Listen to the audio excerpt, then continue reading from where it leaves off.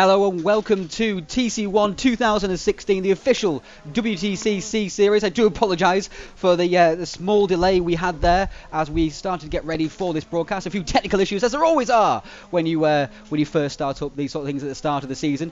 But we've got going now, and here we are in qualifying, and it's Julian Kunze who's leading the standings at the moment. And with me today is Danny Asbury in the commentary booth. Yeah, it's really good to be back there live with the TCOne. As Ryan was saying, we have Kunze, who was one of the perennial favorites going into this championship, leading our leaderboard at present. Robert Wiesenmuller there in third place. Not really seeing who's in second there. For some reason he won't show up. I do apologise. Yeah, there, but we'll soon find out. It comes with the scrapes of our first broadcast of the season, so hopefully we can work through that as we get through today's show. Yeah, absolutely. And John Monroe is one of the latest people to go out and set a lap time. We've got Gergo Baldi out on track at the moment. 30 seconds left in qualifying. Gergo there taking plenty of curve on the entry to and the exit of the chicane. Decided that wasn't good enough. And out on track now is just Jan Stanger to be able to take the position away from Julian Kunze. He has to complete the lap with 15 seconds to go. He might do it. Let's have a look. Stanger is in second spot. He has not improved. So Stanger does not improve. Stays second. I can give the rundown of the standings. Those drivers there that are missing. We've got Kunze followed by Stanger, Wiesenmuller, Dornadin, Baldi, Trostrom, Bianchi, Glavach, Monroe and Mike Bell rounding out the top 10 with Amaral, Lerner in 12th.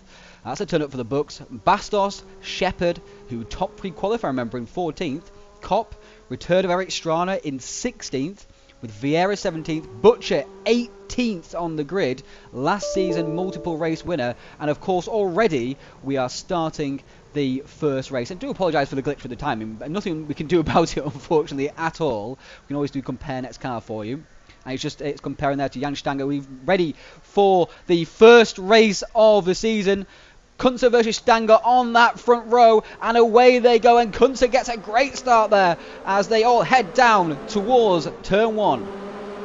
Yeah, it's going to be a very interesting start. Kunze has defended really well from, like you say, Jan Stanger that was in behind there. There's a Chevy right there, jumps right up to second place. It's right now in the back of Kunze going here through the first sector here, but Kunze has done the job. One of the perennial championship favorites holds the lead, and so far he's just now got to now build the gap to first. Hopefully he can do that without taking on too much trouble from the drivers like Wiesenmuller that are now staying in third place, I should say. Yeah, Kunze, along with Wiesenmuller, is seen as one of the best drivers on this entire game. So he's really one of the favourites for the championship. And as you say, it's now all line astern. Nobody's really changed position at the moment. Nobody's really had a great start or anything moving through the field. Butcher, though, has gone up to 14th from 18th on the grid. So he's making progress already. He's now got the twins of Rydell Hondas ahead of him. Eric Strana and Marlon Basler to are side by side, heading now towards the back end of the circuit. But at the front, it's Kunze from Stanger, from Wiesenmuller, from Dornadin. So it's a German 1, 2, 3, 4 at the front, Danny. Yeah, we're seeing 4 Germans inside the top 6, or actually 5. 5. Yeah. 5 of the 6 spots are occupied by the Germans. Andrew Waring referred to it as the German invasion going into this season, and so far that kind of holds true as these Germans are just seemingly on another level. So it's kind of curious to see who can get up there. I'm pretty interested to see what Chris Shepard's going to provide this season. Like you were saying, he won pre-quali, really turned a lot of heads, and so far sitting there in 10th position, qualified 14th, so he's made an impact so far. Now he's got his fellow countryman Mike Bell in front of him in 9th position. He's gone for it! Down the inside, and it looks like Shepard's going to have that one done through Tarzan. That one is sealed there. Mike Bell usually very hard to overtake, but he gets the job done. But remember, they are teammates. Remember, they're teammates. Chris Shepard is, of course, driving for Mike Bell's team. Yeah, both for Smile Power Racing. Mike is certainly not going to look to make it too difficult for what's considered to be the fastest driver on that Smile Power roster. So at that point, with that point made, I'm pretty sure Mike is thinking, just go on, Chris, see what you can do. Maybe you just messed up quality. Now see if you can get inside that top 5. Yeah, he's got Ben Spanky all over the back of Mike Bell as well. That's probably one of the reasons why they let Shepard through. And now through is going to go Marlon Bastos. No, he can't quite make it through that corner. Good defending from back here. Now you can run back side by side through here, but you also open yourself up, of course, to other people having a go. And it's Chris Butcher right in behind, looking like he might have a go here. Right in behind Marlon Bastos. Not going to make it this time around, but he's got Strana behind him. He's in a Rydell. Well, he's not a Rydell sandwich because it's Girolami, the skin ahead of him, but it's the blue Honda sandwich. I talked to Chris before the race started. He would just be happy to get inside the top 10 he was looking for quality. Obviously, he couldn't do that in that Q1 session, so now he's really got work to do if he wants to get a nice result from this first race. Like you're saying, he's got Bastos right in front of him, so this is not Bastos, one of the quicker drivers here on race room, so not really, well, pretty much any driver you come into contact with in the TCOne anywhere near the top 10 is going to be pretty much a world-class driver in this game. So Chris Butcher certainly has a lot of work to do as he tries to close in on the Brazilian.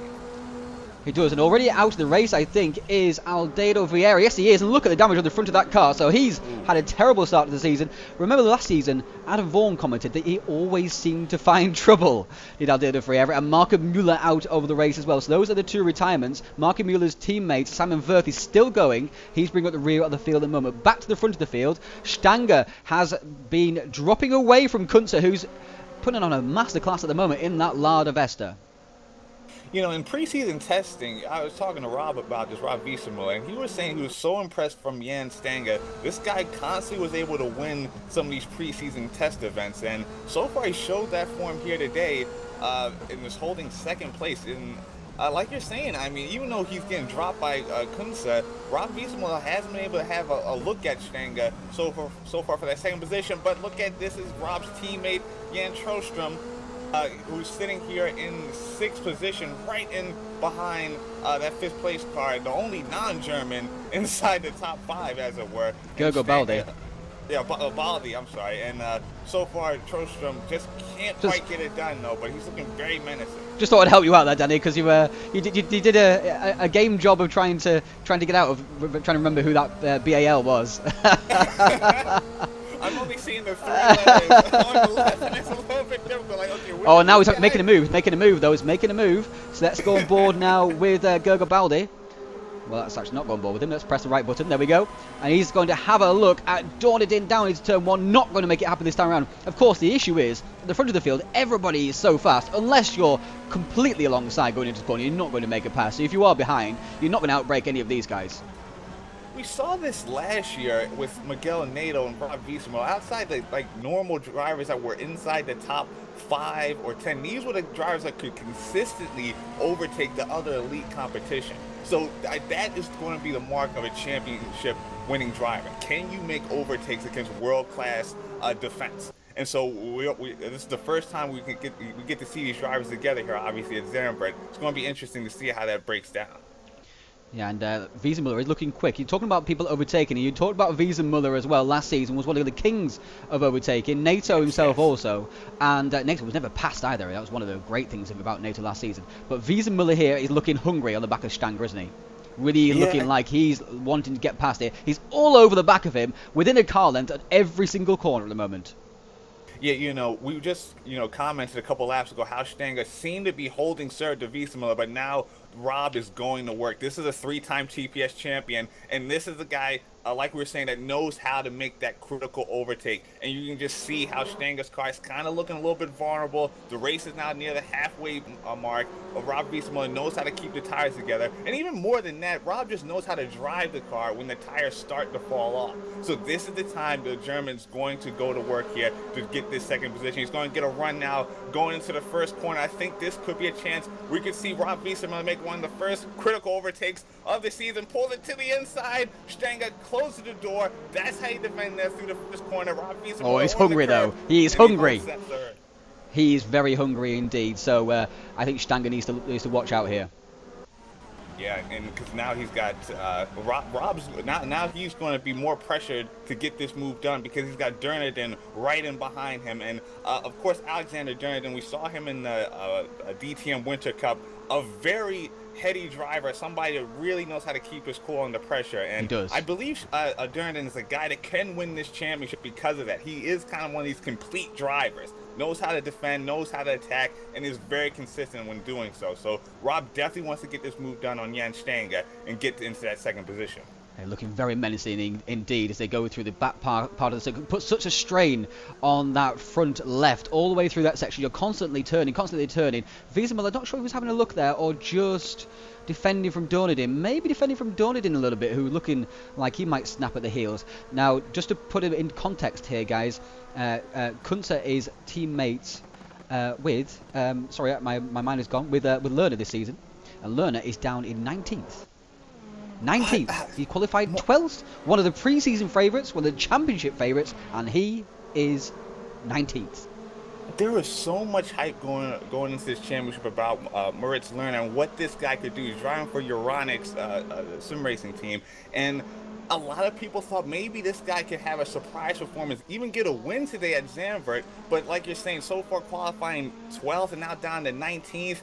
So far, he's kind of doing his fans a little bit of a disservice with this one. Hopefully, Lerner can kind of get together in Q2 and get some type of result out of this first race. He's locked into being into the Division 1 for the first couple rounds because of how pre-quali shook down, but certainly not a result you're looking for if you're the German. Absolutely not. And when you compare him to his teammates, who is here with a lead, extending the lead, do you know what I mean? That's got to be galling right now for Lerner. Has not qualified well, has not raced well. So whatever's happened to him, he doesn't seem prepared. Perhaps that's one of the issues. And Kunze is just absolutely running away with this right now, because that is a huge lead in a touring car race at TPS.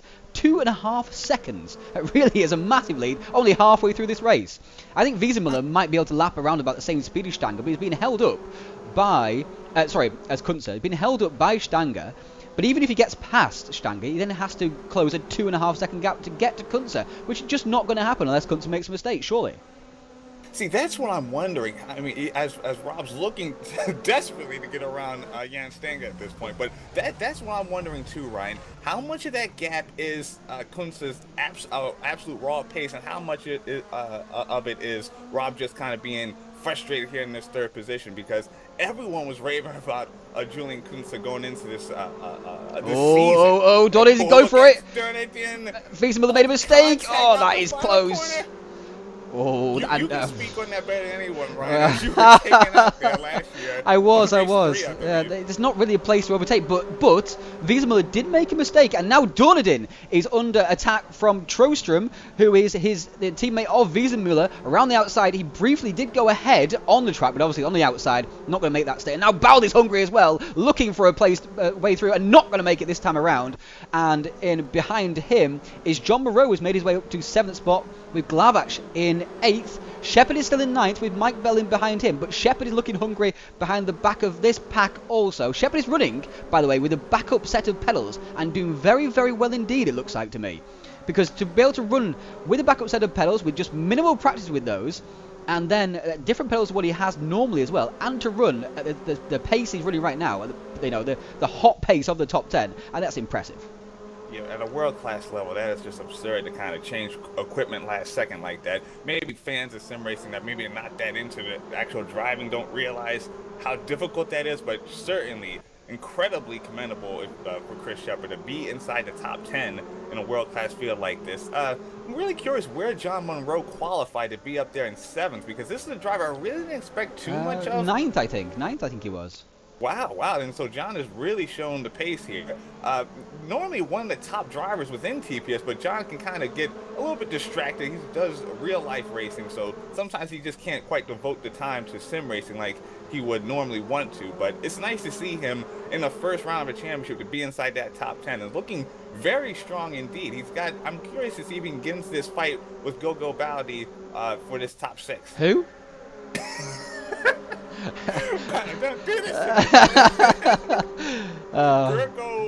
Gergo. Okay. Yeah, we'll go with that, right? For those who are new to TPS broadcasts, Danny has a history of of names and difficulty with them. History. Yeah, horrible history. I'm American. You can't kill me too much. No, you do a great job. And so Wiesenmüller has now dropped off the back of Stanger, and he's finding himself under attack from Dornadine. I think he attacked so hard that he ended up making that mistake, let the gap obviously get there, and then had to defend from Dornadine. He hasn't been able to make the gap back up again to Stanger because Dornadine is all over the back of his car. I would say over the back of his gearbox. Yeah, now you're seeing, because he's having the defend from Dornadine, Jan Stanger has gotten away a bit from Rob Wiesenmüller. So now, this is a real interesting scenario if you're Rob Wiesenmüller. Oh, tap. Morse code at the back of that. Going into attack mode. Now he's being under full threat. He's in trouble here. Alexander Dornadine. This is really tricky if you're Rob Wiesenmüller to hold on to this podium. And who's behind him? It's Jan Trostrom as well. So we've got Euronics Gaming is leading with, unfortunately, his teammate in 19th spot, although he is challenging for 18th spot at the moment. We might jump on board with that actually as quickly as that's about to change hands, maybe, as they come down now through into the chicane and down around the outside he goes. So Stefanovic passed by a learner for 18th spot. So we've got Euronics Gaming first and 18th. We got Go Sport, the newly acquired Go Sport by Danny Asbury, in second and fourth spot, and we've got M Technology in third and fifth. That's Trostrom and Wiesenmüller, with the A team Gogo Baldi in sixth spot. Unfortunately, his compatriot David Simcoe doesn't seem to be racing here in race one at the moment, so that's a shame because he looked very quick in pre-qualifying as well. Had hardly done any time in the game and still stuck it on 8th spot. Yeah, we've lost Simcoe, we've lost Andrew Waring's not out here today, unfortunately. Had some lag issues that pretty much are carrying forward from last year, where he ran into massive issues throughout the course of the championship.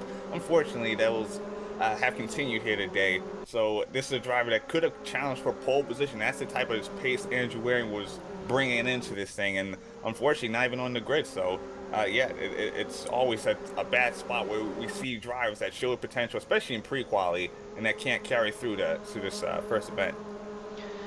Yeah, it's a big shame. And of course, remember last season he set 7 pole positions, Andrew Waring. So, you know, clearly a history of pace there. And Wiesenmüller is under huge attack here at the moment. He cannot catch a break right now.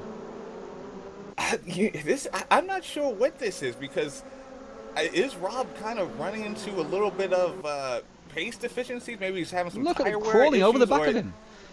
Okay, yeah, maybe he just can't shake them off. But look at at they're all stacking up behind him. Gergo's attacking Jan, and Jan's attacking Alex. We've got John catching up to the back of Gergo. Janko's pushing John. Shepard's pushing Janko. It's all going off here for this second spot. I think it's up for grabs for anyone. If Wiesenmüller gets out of line here, I can see him losing 2, 3, maybe 4 positions. Definitely, because all these drivers are right there to the back of him. Certainly, Rob doesn't have any real pace advantages against these guys. Normally, Dirt is going to try to look around the outside of Tarzan. Not sure if that's going to come off. And there's the door. He's over Trostrom.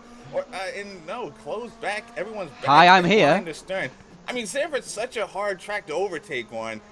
It's going to take something real magical for one of these guys to get something done. So, kind of curious to see if that's going to happen with only 5 or 4 minutes really left to play with. Well, meanwhile, Kunze has a 5-second lead over Jan Stanker. Just to fill you in on the positions that we're missing there on the standings, I do apologise for that. We've got 7th spot is John Monroe. As we're talking about Alex. Rob is struggling so badly, he can't even keep it to the apex. Alex almost had the overlap there, and that would have been a pass for sure. Here we go. Alex might go for it. No. Rob has defended. And around the outside still is going Alex Dornadine. It's leaving him vulnerable to Jan Trostrom, of course. Oh, he's on the grass! Jan, this might be his chance. Around the outside. Oh, he's got sideways, Alex. Jan, around the outside. He's going to have the inside now, heading down towards the chicane. And Alex, after all that time of chewing on the back bumper, Robert Wiesenmüller, is going to lose that 3rd position. At 4th position, sorry, should I say. Oh, no, Alex! Look, what a pass! No, he's gone too deep. No, he hasn't. He's come back on again. And Jan up the inside. What a brilliant bit of racing this is. It's side by side still down towards the final section of corners. Can Alex defend from Jan? Jan around the outside, then touching, then bashing side doors. And Jan finally takes a position, Danny. That was superb racing, and we got an absolute eyeful of it. Ryan, that was beautiful. I mean, from last year, you could tell just the pure racecraft has taken up another level. Just That was so clean from both drivers. Respectful as we're seeing Durden go down the inside, and he's going to get Oh, that it's a one power back. A move. little bit hip and shoulder to the outside, but I think he's got it done. That was a nice move for Durden, just sticking his head right back in there, back up to 4th place for the German. Oh, the action has ramped up here in the last 2.5 minutes. Everyone knows it's time to go. There's not much time left at all to make something happen. And Wiesemuller, in all of that, has barely pulled away from these guys. He's really struggling for tyres, I think. Yeah. Rob Wiesemuller, normally the guy that makes his latter half of the race. Now he's under attack, so this is certainly a look we're not accustomed to seeing from the 3-time TPS champion. And now, pretty much, Durden's going to be on a mission now to get this podium. After he tried to bend heaven and earth to get around Rob the first time, he's going to maybe have to he might even make a little bit of contact to get around Rob this time through, but we'll see. He's only got 2 minutes to go with Ryan, so he might only have 1 or 2 more looks at this thing. And we're going to get a full look at this as Jan right in behind Alex Donadin. Sorry not we're looking at the rest of the field right now, but this is very exciting indeed for the podium position, for 3rd spot. And somehow, Robert Wiesemuller has not given it up just yet. He's such a determined driver. You can see it in the body language of the car, the way he races. He just does not give an inch. Rob kind of wills himself to just get great results at times, and you're really seeing that right now. Every time Durden even looks for an overtake, Rob's car is perfectly positioned to put Durden to the outside, make his car a little bit uncomfortable for him on the curb a little bit, and that is what's allowed him to hold on to his 3rd place. As we Who defends first? Who defends first? And see, again, look at that. He's forcing Durden to do this move around the outside. Oh, he's gone deep. Here we go. Alex with the traction. Oh, he gave a little bit of hip and shoulder back, and he's taking the position. Alex into 3rd. Beautiful stuff from Durden. That is so rare when we see Rob kind of being outraced into a corner like that, and that's exactly what Alexander Durden just did there. That was the stuff of champions. Alexander Durden into the podium right now. This is going to be maybe we have 1 more lap after this. Not really sure where Kunze is on track, but it's going to be close. 40 seconds here, so Alex is looking really pretty here for a podium on his TPS debut. Wiesemuller has not given up though. He's deep on the brakes, his car's sideways. Will he let Jan through? Will he heck? Oh, he's gone for it! Down the inside he goes! He's forced his way in there. Alex has been forced out wide. Rob is giving back to him what Alex did to him on the outside. Oh, back down the inside. Alex is not having any of that. Thank you very much, Rob. That was a bit too aggressive. I'm coming back through again. I've got the inside now, and Wiesemuller's back to 4th. It's Trostrom versus Donadin again. It's roles reversed, though, down towards this chicane. Yeah, let's see. Yeah, Alex left it so. Oh, what is that from Rob? Straight up into the gravel. Rob, he completely lost control of his car, and he goes back down to 5th place. 7th. Does he lose even 7th. more positions? I think he might do. Gergo Baldi's there. John Monroe now is looking through on Rob Wiesemuller. Rob down to 7th. What happened there? Just completely overcooked the brakes, and he was off into the gravel. Oh, he's lost his head there, I think. I think he probably felt that was unkind on the exit of that section.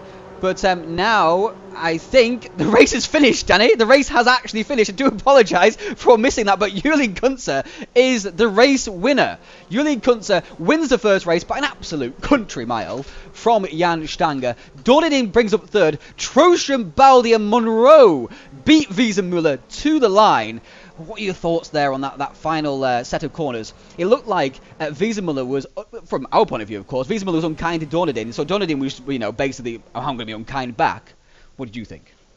I felt that Durden was really respectful in his approach at overtaking Rob. He got him through the first corner. Maybe there's a little bit of contact on exit, but Rob he ran wide on exit there. So Durden kind of did an undercut. Rob clearly didn't like it, was very aggressive through that second sector. Durden winds up getting the better of him, but normally Rob is not used to being overtaken like that, okay? And so I think he just lost it going to the chicane, just like, I'm going to do a crazy late lunge here on the brakes, and it just went horribly wrong for him. He lost out to Baldi and Monroe because of that, so pretty much only has himself to blame there.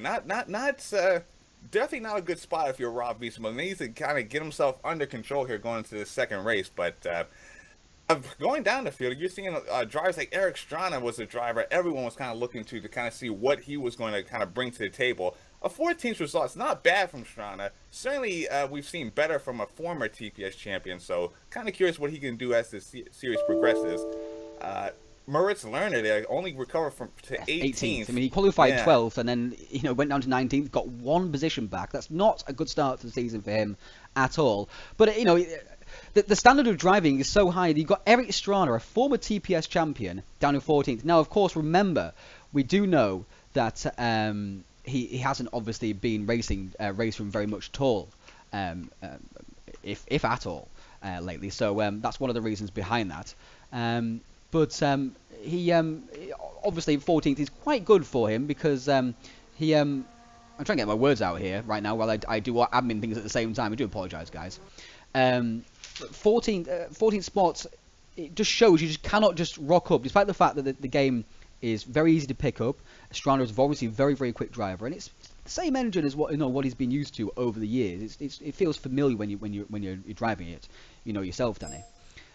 So I mean, Eric, to come 14th, be fairly happy with that, but it just shows the level of competition. The fact that someone who's a former TPS champion can't just come in and get top 5 straight away. He's mid-pack basically. Strana's claim to fame is that he's one of the best drivers when it comes to pure racecraft. I call him a young Wiesema in a sense because Rob's big thing is that he can just outrace people. Strana has a different style to Rob, certainly not as aggressive as Wiesema, but Strana knows how to overtake cars with consistency. But in this field, we're seeing such a high degree of racecraft going on that maybe Strana's skills are nullified to some extent. So he's going to have to find the raw pace now if he's going to want those premium results, I think. Another driver that finished our runner-up last year, in fact, was Chris Butcher. Yep. Came away with 12th position there. You have to remember, last year he wasn't quick here either, though. I mean, he was, I think, top 10. I think maybe coming 8 or 9. I just outside the top 10, so I think you're around the 11th, 12th zone. Let me have a look for you. I can have a look for what happened last year at Zandvoort. I remember he was involved in that big smash, wasn't he? At the final corner. Do you remember that? Rolling down the front straight into the first corner. They went. He was involved. I thought he was like maybe Amaral. No, it was a separate instance. He came 14th, 7th.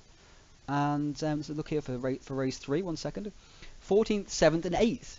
So I don't think this track suits him at all. It's just not a butchy track. I'm not quite sure why. Some tracks just don't suit people, do they? Yeah, that's very true. Very true. And the thing about Butcher, just not much confidence from, I guess, the community, if you will. Just when it comes to Chris Butcher, finished second last year, challenged NATO to the very last, and no one's really expected much from the British driver this year. I'm really not sure what to think of Butcher's campaign because it's kind of hard to kind of judge Butcher's motivation from season to season. Really, never really sure where he's at mentally. But he tends to get the hunger in the middle of a season. Which, exactly.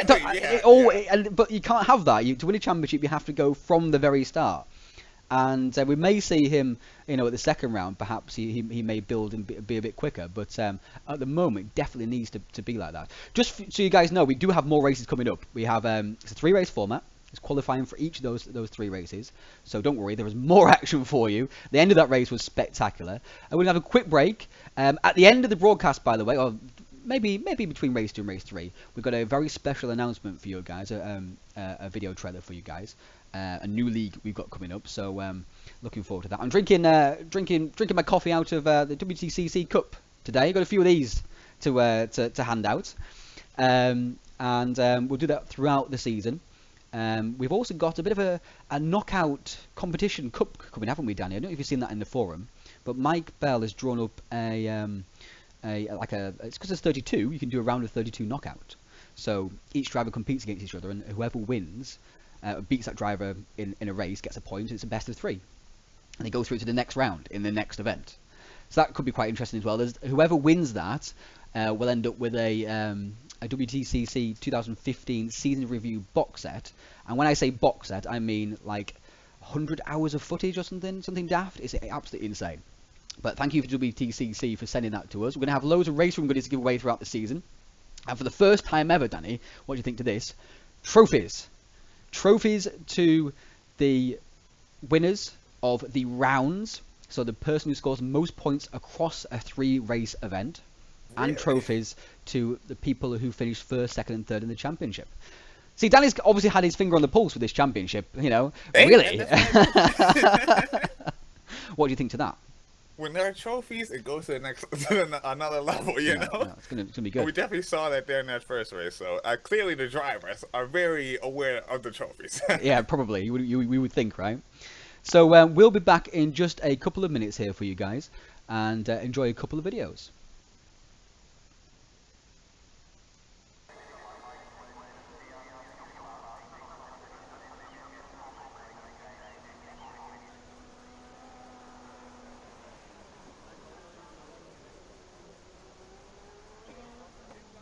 Microphone muted.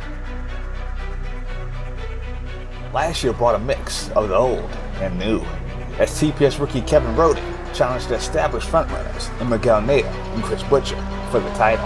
Kevin Roden is looking really fast, actually. Out of all these 4 cars we're seeing, he is absolutely fine. He's just dropped John Monroe to a second, and he's just then like straight on the back. This year, one of the greatest TPS champions in league history, Robert Wiesenmiller, comes in full force, bringing with him a German contingent of Alexander Durniden, Jan Stenger, and Moritz Lerner, all considered some of the best drivers on race road. An extraordinary event. An extraordinary season, in fact. And it looks like Robert Wiesenmiller is going to take the championship in all the laps. But Donnelly has won this race. It's an imperious result. THR sends Chris Butcher and Andrew Waring into the fray, hoping to capture a TCOne title that so far eluded their British outfit. Not to be outdone, the Brazilians of 2A Sports will once again contest the crown, led by the surprise drivers of TCOne 2015, Marlon Bastos, Adaldo Vieira, and Eric Brizola. Final lap, and that is going to be it. Marlon Bastos, the Brazilian, takes the pole position as first within Touring Pro Series. But this season, the most dominant force in league history, EKT Portugal, led by Miguel Nato, will not compete, breaking their streak of 3 consecutive titles, meaning a new champion will emerge in 2016. In only another lap's time, he will be our champion of the TC1. Miguel Nato is your TC1 2015 champion. It's going to be an intense season. Well, I'm hoping to win the championship. We've been stronger before, but THR definitely has a capable lineup this year. TC1 has never before featured such a diverse mix of drivers with the capability of hoisting the crown. Find out who moved forward in their quest for victory. TC1 next.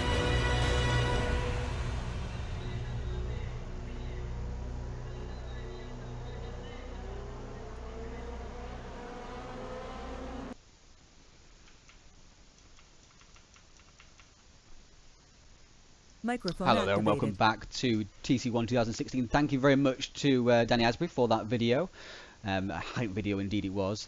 And we've seen now the first race, of course. We've seen how things have panned out. We are about to go into qualifying here. People are just on their first couple of laps. We will jump in there just a second. In terms of you made the trailer, Danny, and how is your thinking? Has it changed at all now that we've seen that first race? What are your first impressions? Well, you know, I gave a pre-release cut to a few people, and the whole thing was, where was Kunze, you know? And I clearly missed the boat on this guy, because Rob Wiesman was telling me a stat about this dude, and it's that he's every hot lap competition he's done on Race Room, okay? The entirety of Race Room, and he's done pretty much all of them, from what I can gather, okay? He's finished inside the top 3.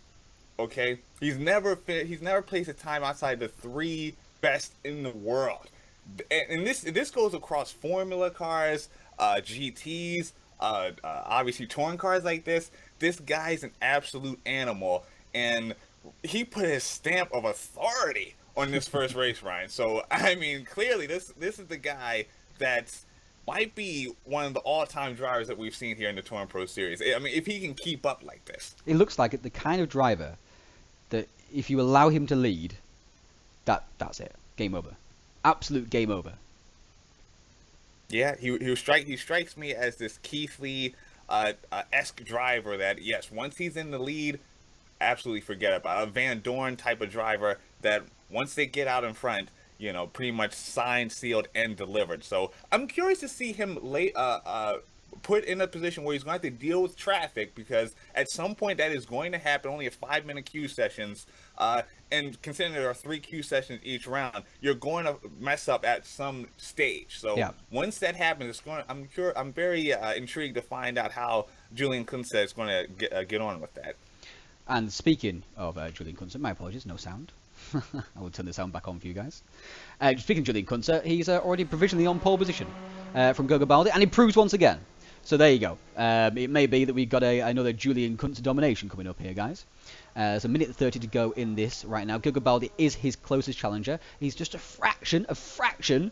quarter of a tenth off in the first sector, but he's a quarter of a second off in the second sector. I know quarter of a second sounds daft, but a quarter of a second is absolutely humongous at this level. But Kunze looks absolutely wound up here, doesn't he, Danny? The only problem I find maybe with Kunze is his car choice. Remember, he's in the Lada for the full season, and it's not the greatest through fast corners. I know this track looks like it's got fast corners. It has, but they're not very demanding fast corners. It's actually more of a traction track than a downforce track, if that makes sense, than a handling track. Somewhere like Suzuka, maybe somewhere that the Lada struggles. It's got a very strong engine though, so it should do pretty well at Salzburgring. So we have to look out for that. Strong engines might do well at Nürburgring as well. But we've got 39 seconds to go here, so the grid is pretty much fixed here as we stand. Monroe pops into 13th spot there. My apologies for missing 11th, 14th, and 16th again. I cannot figure out what that bug is. I'm very sorry. It's Pedro Amaral in 11th. Second. Yeah. Oh, that's much better, isn't it? Sorry about that. We completely missed that. Lerner has stuck it in second this time. But the only problem I have now with Lerner is, why didn't he go forward in the first race? Maybe he ran into some difficulty with some crashes or something like that. Maybe we saw with Vieira, he crashed out. Maybe Vieira's in front of him, so maybe there's like some sort of pile up. It's really hard. Maybe his car got damaged badly, That's all I can think of. Whatever, I don't know. But anyway, we're about to find out whether he can race, because we're about to go in this first race. And Moritz Lerner is alongside Julian Kunze with a Euronics front row. We've got Baldi breaking up that German contingent this time. It's actually 7 Germans in the top 8 right now. And we've got away from the grid they go. And it's a good start there from Julian Kunze. He's going to lead into that first turn. Lerner is going to challenge him, but I don't think he'll challenge him very hard here on the outside. No, he's going to let him just slot in. Away we go. I'll slot in also. Wiesenmuller starts really well, up to 3rd. Baldi's lost out. He's back down to 6th. Stenger was a demon off the line, made up a couple positions, went to the inside, and now he's up to he was up to 4th, but his teammate Durden gets around him and is now falling back to the 5th. Has Stenger. Wiesenmuller made it up from 4th on the grid. Now he's in 3rd, but he's got these guys right behind him. Durden and Stenger gave him so much trouble in that first race. It's going to be interesting psychologically how Wiesenmuller deals with this. He's lost his advantage halfway through the race, like he had last year when it came to car control once the tires go off. Kind of curious how he combats this now. Lots of sliding I've noticed. Sorry to interrupt, Danny. Lots of sliding I noticed from Rob, and he's always gone on about the fact that sliding is why you have higher tyre wear. And you've just not seen any at all, especially not from Kunze. Look at that. Beautiful line all the way through, right out to the edge of the track, using all of the circuit. That is absolutely beautiful lines there from Kunze, and we may see these 2 Euronics guys check out here as Donadin, Stanger and Baldi will battle with Wiesenmuller for that 3rd spot. So it's looking right now. In 11th spot, just to fill you in, is Chris Butcher. In 13th spot is Glavach. In 17th spot is Amaral, and in 19th spot is Matthew Wheeler. I do apologise for missing those names off the driver info there. We're trying to solve that for the next event. Strana's made a very nice start, up to 9th. He was looking to get around Ben Spanky, I believe that's going to be in 8th position. So Strana really righting the wrongs from that first race, already within the top 10. And on board with now Dennis Kopp. He's right in behind Eric Strana. Dennis Kopp, one of the drivers we don't really know too much about, but also come across from the German leagues. Obviously a very, very high level of racing in Germany right now, dominating sim racing. Look at the top 7. There are 6 Germans in there, and just 1 Hungarian splitting them up. Kopp qualified in 8th spot, so he's dropped down a couple of positions. He's got a lot of pace. Finished 11th, I believe, in pre-quali. Made slight contact with Strana coming out of turn 4, I believe it was. And now he's got, who is down the inside of him here in that Honda. Butcher. Remember, Nato was driving that Honda last year. So far. And Chris Butcher's changed to it, hoping it brings him the same look Nato had last season. Really? Butcher's in the Nato car. Okay. Slight contact there he made with Cop, but so far no harm, no foul. These guys continue on. Everything okay, and there is Chris Shepard now trying his luck against Chris Butcher, and he is through, claiming that 11th position from his fellow Brit, and now in behind him, I believe, what is this, Monroe here? No, on board with Butcher still. Still on board with Butcher. Still on board with Butcher. He's on the inside. And going around now, the outside of Chris Shepard. Not going to make it happen. Not going to make it happen. These two, oh, hello, that was close. These two, what caused a big crash last year. Butcher just clipped the inside of Shepard, just along here. And they ended up going into the pit wall, and that created the massive crash, which ended up Javier Di Carvalho rolling down the start-finish straight. Yeah, Chris Shepard, we questioned what was going on in that Q1 session, but yet again, he's outside this top 10, so really not capitalizing on the pace he showed in pre-qualifying. Oh, Durden! Durden loses it! Whoa, Durden does save the car, fortunately, but he falls down to 5th position. Now he's got Baldi all over him. Let's see if he can defend. I think he does. He holds on to his position, but just a really hairy moment for the German. They're coming out of the first corner, going through that kink leading up to the 3rd turn, so not really sure how Durden lost. Maybe just overcooked it on the brakes, but luckily for him, I think he just carried a bit too much curb into turn 3, and that just spat him out a little bit, and he got obviously put a half an inch of wheel, and because these guys look like, oh yeah, they're driving around, look at them, it's nice and easy. It's a Sunday drive. It's not a Sunday drive. They're on the edge of adhesion every single corner. They're pushing to their limit right now, to their mental limits also, and one small mistake like that can be catastrophic. He's very lucky actually, wasn't he, Danny, just to lose one position there to his teammate. Honestly, the fact that he was able to defend from Baldi was very impressive from Durden. They already built the gap back up from Gergo there in a 6th position. So hopefully Durden can carry on. He's right back up to his teammate. I'm kind of curious if there will be any type of team order. Certainly, they're not going to get that from me. But kind of curious if Jan will let Durden go through if he thinks he's quicker or whatnot. So far, I believe in preseason, Stanga has been a little bit better on in the preseason testing and the actual race trim. So kind of curious if Stanga can now carry this gap and lead both of them to Rob Wiesemiller in 3rd. Well, how about this turnaround from Moritz Lerner? Sorry about that screenshot. That's the camera. Moritz Lerner, looks like wherever he qualifies, that's where he stays. Or wherever he ends up after the first lap, that's where he stays. Because right now, he's staying in 2nd position. He's absolutely all over the back of Kunze right now, actually. Looks like he's using a bit more car, though. A bit more lock into the corners. That could come into play later in the race. Lerner, very young.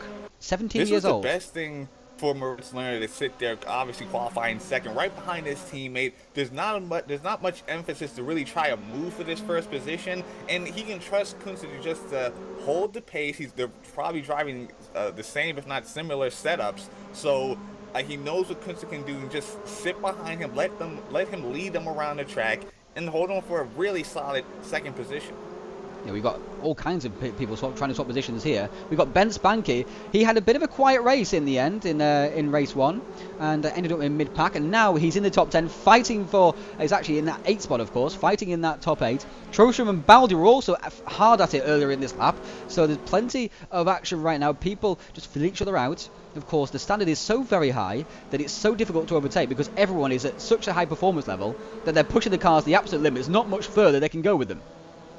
Jan Trostrom's one of the dark horses going into this championship. A lot of people, he's won a pretty large German league, I believe Virtual Racers, don't quote me on that. He won the WTCC in 2015, and he's one of the front runners in 2016 for the WTCC, which is the German league that they run, the biggest German touring car league that they have. So, you know, he's obviously not a no-mark.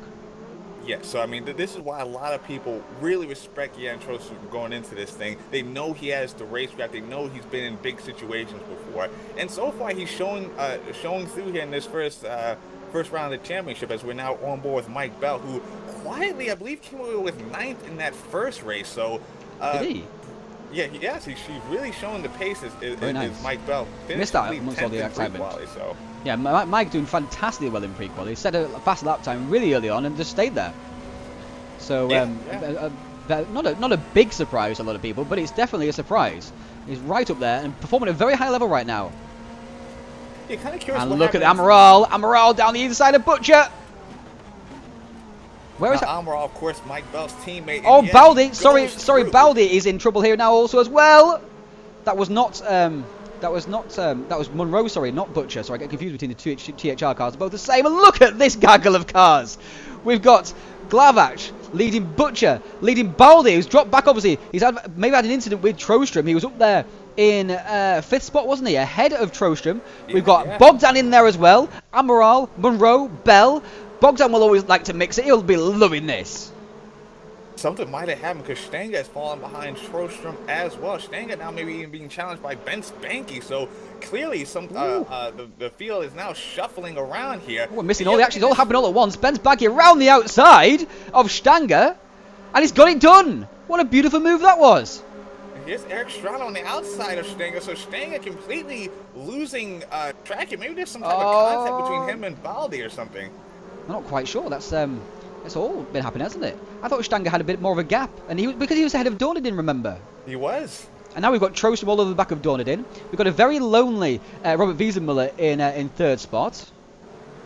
Which I'm sure he's not displeased with that at all, considering how that first race went for him. So he's pretty happy to be nice and alone. Probably very annoyed that he can't do anything about the two leading larders, though.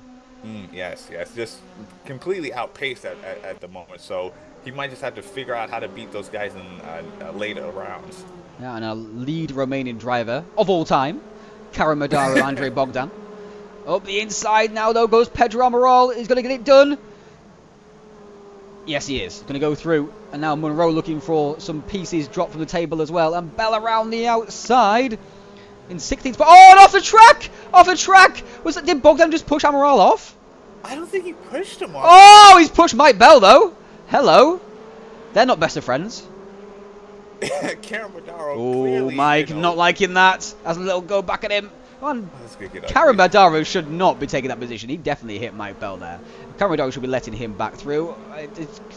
No, he's not. These two are best of enemies. This is like Jason Plato and Matt Neal. They're really not going to take kindly to this. They both kind of hold on to these incidents on track. They do hold their grudges. They'll be remembering this one like all season. But Mike Bell does get through against Karamadaro, affectionately referred to as Mr. C, down to 15th position. And we've got Jan Trostrom now. He's right in behind Alex Dornadin. Oh, Dornadin looking less smooth in the first race, it has to be said. Look at he's missing his apexes. But Jan just clips a curve on the inside there, and that pushes you out. You can't get the power on straight away, and Dornadin will get a small run off the corner. And Jan was so strong at the end of the first race. Remember, he was the guy that kept pressure on Baldi and was in this pack from 3rd to 6th, I believe, and wound up getting maybe a couple positions there at the end. So this is a driver that seems to be really comfortable as these tires kind of fall off in the back half of these races. He's missing so many here. apexes. Yeah. I mean, it looks like Dornadin is really vulnerable at this point. So Trostrom certainly, licking his chops here, hoping to find an opportunity to get around his fellow countrymen. And as gets really close here, no contact there, but Trostrom certainly looking likely to get around for this 4th position, I should say. Yeah, Jan Trostrom looking very hungry indeed. But this is a predator hunting a wounded animal right now. You can see he's wounded. He's just waiting for the right opportunity. He's the weak person of the pack, and looking for him just to stand out a little bit more and then pounce. Yeah, certainly Dornadin is now without his teammate Jan Stenger that's fallen back all the way to 7th, so now he is on his own for the first time. Jan Stenger is involved in this heavy battle in this for 6th spot right now. I do not envy him being flanked by Strana and Banky and Shepard, all hungry. Look at Ben Spanky here in 6th position, a driver that you just didn't really expect much from. Now he's defending with everything he's got from Jan Stenger into his first corner. I believe he's going to be okay. Oh no, not there. Oof. Yeah. Good driving. Stenger's forced to back out of it, get right in behind Ben Spanky here and look for another opportunity to get around for this 6th position. But Ben Spanky, I mean, where did he pre-qualify? This was a guy in 19th. High up, yeah. It was pretty good. So to be here just outside the top 5, tremendous result for, I believe, the TPS rookie. So yes, he is, yeah. If he can just hold on to this, he's going to be thrilled with the result this high in such a world-class field. And Strana's made progress race to race here, hasn't he? He's very strong now in 8th spot. He's all over the back of Stanger, who, to be fair, is being held up by Banky right now. Looks like... oh, hello! That's a nice sponsorship placement. Very nice indeed. And like you're saying about Strana, this is a driver that... he's known for how he does in these touring cars. This is his bread and butter. And if I'm Strana's competition, I'm not too comfortable with him swimming around this top 10 like this, because the further he gets up like this, the more confidence he's going to get. And if you give this driver confidence, the Swede is going to kill you. And, another nice sponsorship placement, as we're seeing Stenger all over the back of Ben Spanky, and we're seeing Strana and that Swedish blue just lurking in the background, looking for an opportunity to get around both of these drivers and claim the 6th position. I think I just read the chassis number on Jan Stanger's car there. Goodness me. Looked right through the radiator. Look at Strana creeping. Yeah, look at him creeping, trying to get to the inside. Jan's creeping as well. So yeah, looks like it's going to hold serve at present. So this is a really interesting battle.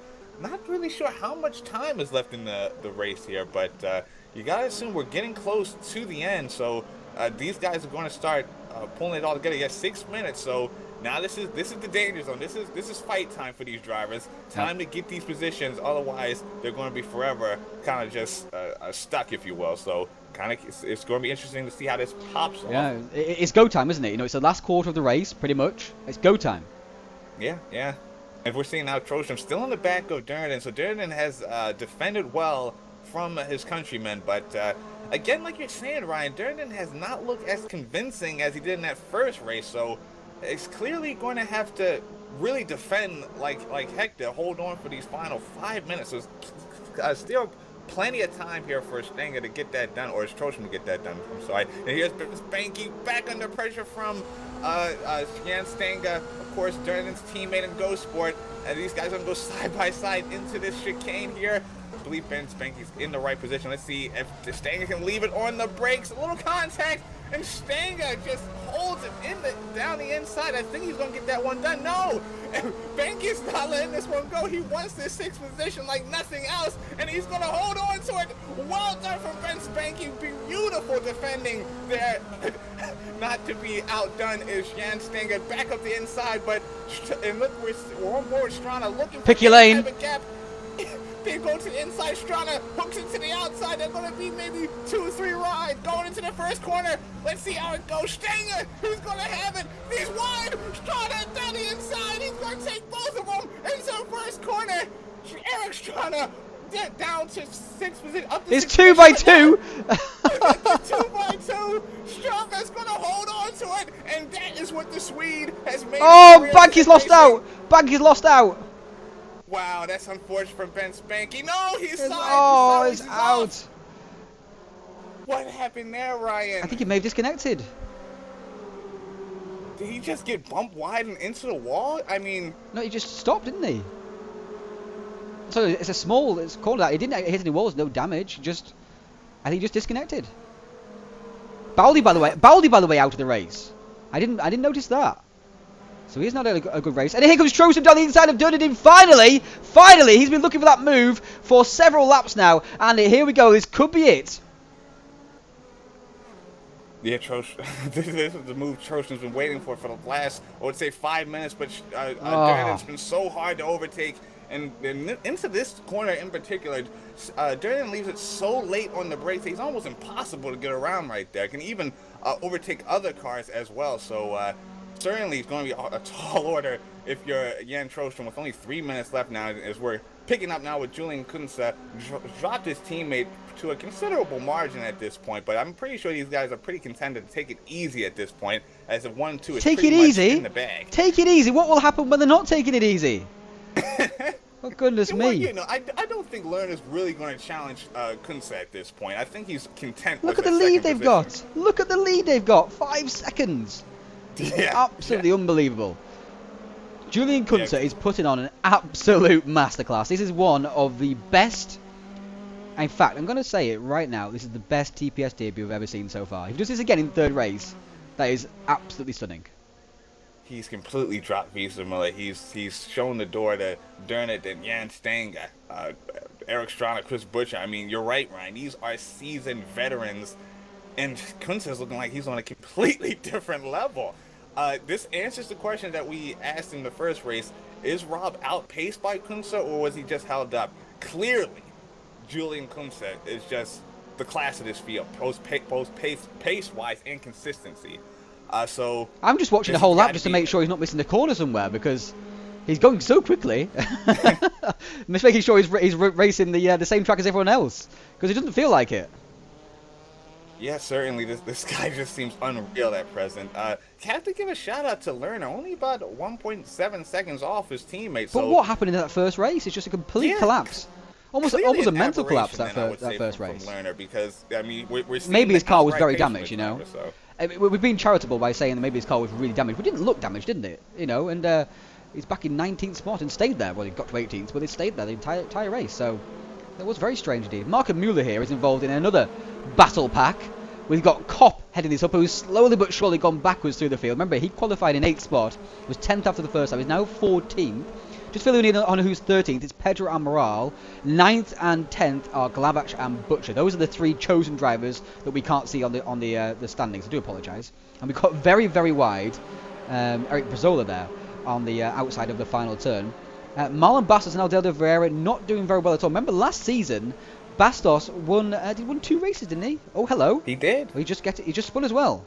That's Bastos, he won at Brands Hatch, and then he came back at Zolder, I believe, to win a second race. So this was a drive that I really expected to make a step forward going into this 2016 campaign.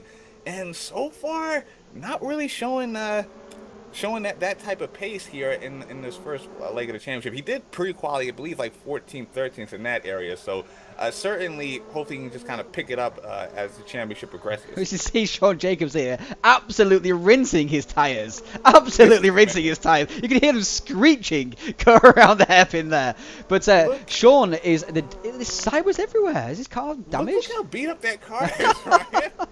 Sean Jacobs doing everything within his power to stay in Division 1, so I give the man credit. He's racing at 4 a.m. So absolute massive props to Jacobs and to Matthew Wheeler. Matthew is in 25th as well, so he's still going, but going to win the race again. Julian Kunze. This was on the cards from the very first corner. Kunze wins from Lerner and Euronics Racing 1-2, with Visa Miller a very comfortable, lonely third spot. We've got Dunedin going to finish the race in 4th, beating Jan Trosum to the line, and we'll have Stanger just about going to be beaten by Stranda to the line, followed by Shepard, Glavach, Butcher. We got Monroe and Mike Bell coming across the line now also as well.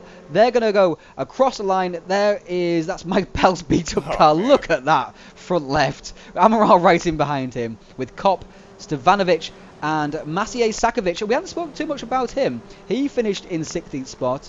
We've got Bogdan in 19th. He's finished there. Pascal Herbig. We didn't speak about him in the first race at all. Props to him also as well. He's a TPS debutant. He's in 20th spot. With Olympic, Vieira, Jacobs, Bastos, Wheeler, Wirth, Banky and Balder. Baldy. I'm getting as bad as you, Danny. Baldy not finishing the race at all. So, I mean, has that just reinforced, our views of the first race there, Danny? We've seen, Lerner came up in this second race. We kind of saw that, like I said, this issue with Kunze and Visa Miller's pace, that is an actual thing. Kunze does, he's just on another level pace-wise. Janko Glavak quietly getting 9th there, so really impressed from Janko. I think I predicted him to get a top 10 overall in the championship when all things are said and done. So for him to, show through in this first round of championship, I think is really indicative of what we can kind of expect from him moving forward. Chris Butcher, 12th in the first race, now he's up to 10th in this second race. Really didn't see much of him in that second race, but I think he's going to be okay with that result, considering he was just looking for maybe some top 10s going into this thing. John Monroe finished inside the top 10, maybe like, 7th last time out? 7th or 6th even? Now 11th, so certainly going the wrong direction if you're John. Mike Bell, 9th in the first race, now down to 12th there in the second event. Really in a pretty heated fight with Mr. C. It's a fairly similar result in a way, though, isn't it? Because that pack is all so close together. You're either at the front of the pack or the back of the pack. Do you know what I mean? That's not the actual time difference is so small that coming 7th or 12th is there's fine margins still. Even in the mid pack, the fine margins are right there. I think one of the biggest letdowns here from this first leg of the championship is 2A Sports, the Brazilian team of, like you're saying, Vieira, Bastos, Brizola. These guys completely haven't shown through at this point. Really want to see these guys get together here. Maybe get some type of traction in this third race, and so they can carry that forward going into Nürburgring, which is next round in a couple weeks' time. And it's big to get that momentum going in a championship like this. So you don't want to come out of the first race completely just let down like this, and having to deal with that result for 2 weeks. It needs to be some type of high note to kind of get you moving forward. And I'm really hoping that the Brazilians and 2A Sports can kind of get that result here from this third event. Yeah, third race, you might think there's a few wake-up calls perhaps, in there. I mean, people may have thought, yeah, it's tough, but I think I've got a good chance. And then suddenly, out of nowhere, you're 20th. When you haven't quite put the practice in, you haven't quite had the desire, maybe not quite got the time also as well. Obviously real life always gets in the way. These guys are obviously not professionals. They drive professionally. You just saw some fantastic driving those first 2 races, but they're not professionals. They can't dedicate their whole lives to it. So people change from day to day. They may have worked all day long on this particular Saturday, and last season they weren't working. They've had all day to rest, and sleepless nights, families, whatever. So the variance in performance can often be there. But for some people, it may be a bit of a wake-up call to think, Jesus, these guys are not messing about, and I need to find those extra couple of tenths to get me up the field. Because qualifying is everything as well. If you're a couple of tenths off, you're 20th or you're 15th instead of being, 5th or 8th. And when you're 5th or 8th, you can battle in that pack and be in the pack that's getting away from the midfield, rather than being at the back of the pack in the midfield or being in the middle of the pack that's the midfield, and you don't get bogged down.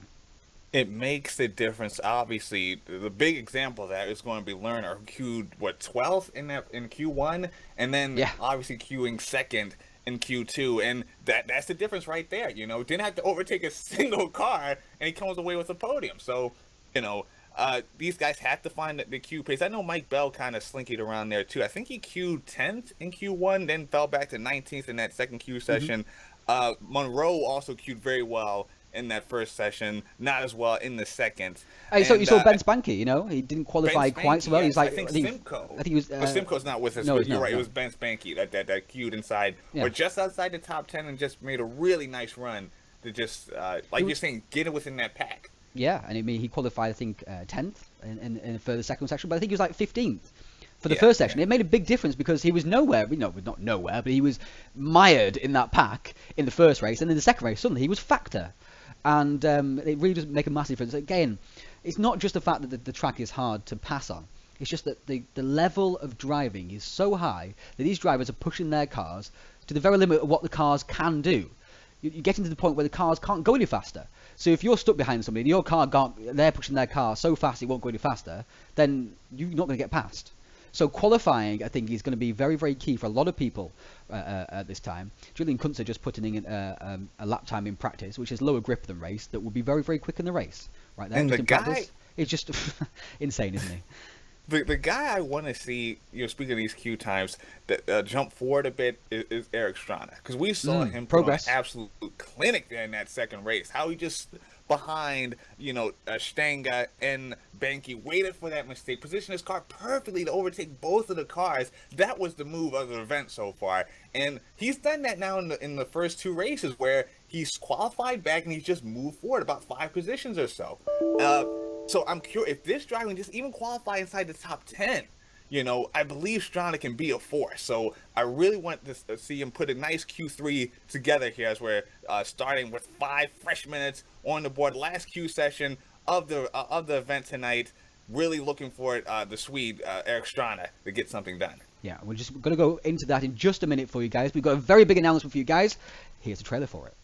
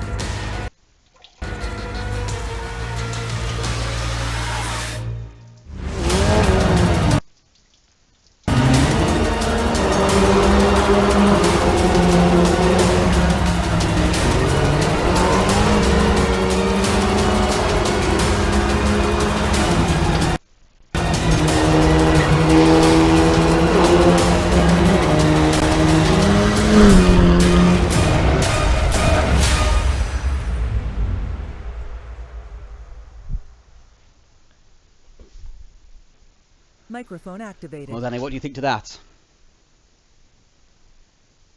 TC2 announced an Audi driving experience in an Audi TT Cup race car and an Audi R8 V10 on the line for the driver's title in that championship. Very much looking forward to that. We are now in qualifying for TC1. We'll go back to it right now and show you the action on track.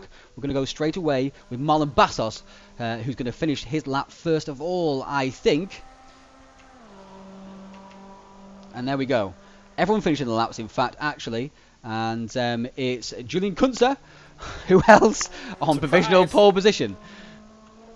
It's going into these Q sessions. I believe the estimated pole time is going to be like a 39.6. So Kunze has completely blown the door off that, and he's forced his other competitors to even push themselves, because Trostrom now 39.5, Durden 39.5 as well. So these guys are having to go to another level when it was predicted that what Stenga did at 39.6 was going to be the mark to beat, but so far that's certainly not good enough to claim a position on the front row. No, and fifth spot is Janko Glavac, the person missing right there for you guys. So we got Banky there in sixth as well. Baldi in seventh. Not sure what happened to Baldi in that first race, but he DNF'd. And he's seen as one of the drivers competing for this championship. People think perhaps maybe he's not quite committed enough to actually get the actual, the overall championship, because it takes a long, hard season of slog, really it does, of determination to get there. But it's certainly going to be a factor, and probably going to win a couple of races along the way, you would think. But Bastos is half a second off at the moment, so he won't improve, I don't think, this time around. About Baldi really quick, in the preseason, there's a questionnaire going around from Rob Wiesemuller, and Baldi was pretty, I thought his sponsors was pretty interesting, where he wants to use this championship to really test himself, to see, because everyone knows he has the hot lapping pace. He's been known as one of the fastest drivers within the sim racing community for several years now, but like you're saying, the commitment, the ability to kind of overtake and defend and these kind of things, especially in touring cars, has always been a question mark for Gergo. So he's using this series as a platform to really test himself. So I'm curious exactly what this driver can do through the course of an entire championship. So so far, Nice was on the first race. I guess we don't know what happened in the second race, but hopefully he can pull this one together as he jumps to 7th position there. Only got a minute left, so I believe that's going to be his final lap there. It is. Absolutely. Look at there, Ben Spanky there in 8th. Rob Wiesemuller, what is going on there? Down to 9th. And he won't set a lap time. He's back in the pits. That's going to be it there for the German then. Yeah. Lerner's here in 4th position. Banky's gone 5th. Banky's gone 5th. Sorry to interrupt, Danny. Oh, boy. Benson's he's brimming with confidence after that result. Improving race after race. He's really hooked up. And look at that. We got top 6 within 0.3 of a second. And the lap time that Kunze has set is absolutely ridiculous. So, and now Lerner himself is struggling to get ahead of Trostrom and Dernidin. So we got Euronics, Go Sport, Euronics, 1, 2, 3, 4 at the moment. What can Lerner do here? He might improve. He might sneak into that 2nd spot. He does! Almost usurps his teammate. It almost wasn't a Julian Kunze pole position. But 20 seconds ago, no one else will set a lap time here. Glavac is still on the track, but he won't set a lap time. And those are your results. We will have Kunze from Lerner, from Trostrom, Dernidin, Banky, Stanger, Glavac, Baldi, Wiesemuller down in 9th. That is going to be interesting. Amaral, I'm really curious to see this Wiesemuller versus Strana battle that we're going to see. Wiesemuller 9th, Strana up to 10th. Really curious. Strana 11th though. Amaral snuck there into 10th spot. A good performance with him in race 3. And now race 3 is where all the concentration starts to fray, isn't it, Danny? This could get very interesting indeed. This is where the mistakes and all the aggro from the first 2 races come to a head. Yes. Kunze away from the line. Good start once again. Lerner just inching up on him on the outside though. Inching away. He might be on the outside once again towards his first corner and have a little bit of a challenge. He might have more of a challenge this time around because it's race 3. He is doing. Can't quite get it back in. Oh, he's got the inside now towards the 2nd corner though. And it may be that Kunze has to give way. Oh, it's still side by side to turn 3. Into turn 4. And Lerner has the inside line. Here comes Dernidin down the inside. He's going to force his way through. He's not going to give any quarter to Kunze. He knows how important it needs to. Oh, and Dernidin's off! Dernidin in the wall. He's spinning around. He's back down the field. I can't grab hold of him. He's back down the field on our screen. He's back down to 14th. Oh, it's a big accident. Oh, and into the wall. Who is that? That is Was that Jacobs, I think? Jacobs in the wall, and Brizola. No, Vieira. Oh, again, Vieira finds all the trouble. Again, Vieira finds all the trouble. And that all came about from the two Euronics drivers battling it out into the first couple of corners, and then Dunedin trying to take advantage, and a touch-up on the exit. Maybe Dunedin squeezed too much, maybe couldn't leave enough room, but whatever. Ended up with Dunedin spinning, and that chain reaction where Vieira, poor Adeldo Vieira, found himself in the wrong place, wrong time once again. Biggest losers from that opening lap, obviously Durden, but also Baldi. We lost him at some point. I'm not sure if he's pulled out the race altogether. He's gone. Or if he's just gone. Yeah, that's it for him. So two drivers, massive loss for both of them. Don't know how Durden's car is not just broken right now after that horrific crash. And then he found subsequent contact coming out of that crash with several drivers kind of bumping into him. So he carries on in 16th position. If he doesn't have much damage, then maybe he can find a way to get up the grid after that one. But certainly a horrible start from the Ghost Sport driver. Well, if he hasn't got major damage to his car, we'll see whether Lerner, just bottled it in that first race, in 18 spots, or whether it just is just ridiculously hard to get past its mid-packer drivers because they're fighting so fiercely and they're all so quick. He's got Bogdan ahead of him, Stevanovic, Shepard, who's top pre-qualifying, just 2 positions ahead. We got Kopp there in 11th spot from pre-qualifying. Look at this action. We've gone past Bogdan on the inside. Bogdan's here somewhere, I think. He's leaving a bit of room on the outside, isn't he, Danny? He's there somewhere. I'm sure he is threatening him, and he may just slot in now. Oh, yes, he slotted in. So now Dornadin settles in ahead of Bogdan. He's now got Stevanovic ahead of him, and Shepard then Kopp. So those are the next people on his menu. Stevanovic goes deep. Dornadin might get the cut back. He is desperately trying to put on the power. Down the inside he goes. And will he make it stick? Oh, the outside, there's contact. So Stevanovic there, forced out wide on the outside. I think he may show his displeasure at that onto the next corner. He doesn't. He just contained himself just about. And Mike Bell has got around the outside of Karamadara Bogdan. He will find great pleasure in that. You called it, Ryan. Everything's popping off in this third race. These guys realize there's no other opportunity to kind of get that signature result. This is going to be it. And we're seeing them fighting fierce in this mid-pack. As meanwhile, I think Durden did well to kind of navigate through all that up to 14th at present. And we're seeing Rob Wiesemuller obviously qualified 9th, up to 6th already. That's a really strong result for the German. This is the signature of Rob Wiesemuller. He always finds a way to go up a field, despite even having bad quality sessions. Obviously, the similar holds true to the sweet Eric Strana, who came up from 11th, is now holding 9th. But so far, Rob Wiesemuller got a slight gap. Oh, what are you talking about, Danny? Spoke too soon. Goodness me. Banky, hello. Up the inside. I'll have that. Thank you very much. I'm going to nose ahead, but I have to give a little bit of room on the inside, which means I'm on the inside from here, but then I'm on the outside for the next corner. This is going to be very interesting indeed. Banky around the outside, fighting 3-time Touring Pro Series champion Robert Wiesemuller. 4-6 spot. Banky sideways. Beautiful stuff. Holds the car, but of course, it looks great, but it is slower. Suicide to go around that corner on the outside. That's a one-line. It's such a fast corner, Ryan, that you got to be on the inside, tucked into the curb on that part of the track. Otherwise, you're pretty much risking going off there. But Benke well held there. Really loving what I'm seeing from Bentz to challenge Rob Wiesemuller like that. Unfortunately, it didn't come off for him, but I'm pretty sure that's not the last Rob Wiesemuller is going to see of Mr. Bentz Benke. Yeah, and sliding in when you're track racing, it looks good. It's like wearing high heels when you're trying to do a 100-meter sprint. You're not going to go very fast, but it looks great. And so everyone can Google pictures of Usain Bolt in high heels now. I'm pretty sure there's probably one out there somewhere, and Danny's right on it. You're going to get it for the broadcast later. But a new person on our next trailer, a new person on our list of contenders here is Janko Glavac. He looked very good in pre-season, and he is 5th right now. You can't see that he's 5th, but we're watching him. There's his driver info. He's right in behind Jan Stanger.